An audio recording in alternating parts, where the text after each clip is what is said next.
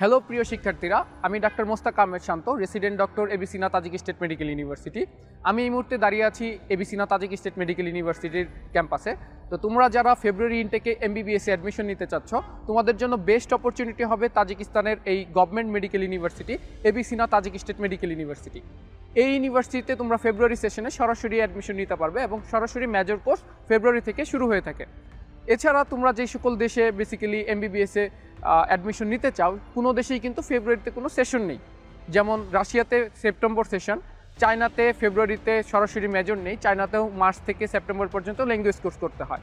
অন্যদিকে কিরগিস্তানে তোমাদের এমবিবিএসে ফেব্রুয়ারি সেশন ছিল, বাট বাংলাদেশিদের জন্য বর্তমানে ভিসা বন্ধ আছে।